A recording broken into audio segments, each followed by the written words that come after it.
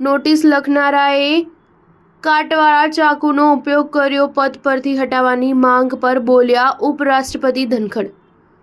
ગયા અઠવાડિયે ઉપરાષ્ટ્રપતિ અને રાજ્યસભાના સભાપતિ જગદીપ ધનખડ સામે સંસદમાં લાવવામાં આવેલા અવિશ્વાસ પ્રસ્તાવ અંગે તેમણે હવે જાહેરમાં નિવેદન આપ્યું છે.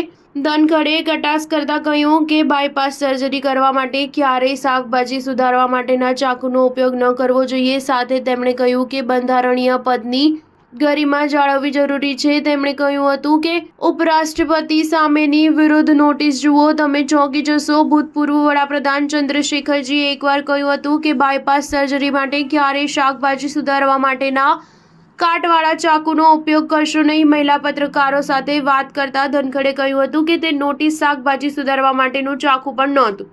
તેમાં કાટ લાગી ચૂક્યો છે.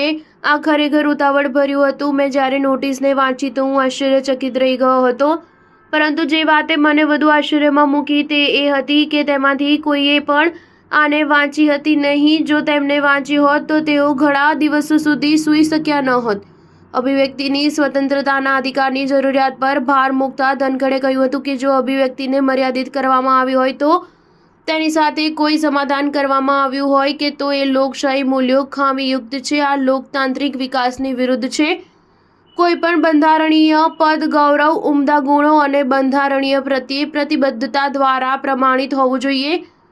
આપણે હિસાબ બરાબર કરવા માટેની સ્થિતિમાં નથી, કારણ કે લોકશાહીની સફળતા માટે બે વસ્તુઓ જરૂરી છે, એક અભિવ્યક્તિ અને બીજું સંવાદ.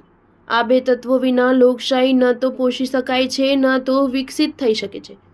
10 ડિસેમ્બરે સંસદના શિયાળુ સત્ર દરમિયાન રાજ્યસભામાં વિપક્ષે સભાપતિ જગદીપ ધનખડ વિરુદ્ધ અવિશ્વાસ પ્રસ્તાવની નોટિસ આપી હતી. વિપક્ષે આ નોટિસ રાજ્યસભાના સચિવ પીસી મોદીને આપી હતી. આ સાથે વિપક્ષે ધનખડ પર ગૃહમાં પક્ષપાતી વલણ કરવાનો આરોપ લગાવ્યો હતો. આ નોટિસ પર વિપક્ષના 60 સાંસદોએ હસ્તાક્ષર કર્યા હતા. જો કે આ નોટિસ પર કોંગ્રેસના વરિષ્ઠ સાંસદ સોનિયા ગાંધી સહિત કેટલાક પક્ષોના વરિષ્ઠ નેતાઓએ હસ્તાક્ષર કર્યા ન હતા. વિપક્ષની અવિશ્વાસની દરખાસ્તને ધનખડનું લખવામાં આવેલું ખોટું નામ અને 14 દિવસના નોટિસ પીરિયડને પૂરો ન કરવાના આધાર પર રદ કરી દેવામાં આવી હતી. સ્ટાર ન્યૂઝ 7 હંમેશા સચ્ચાઈની સાથે.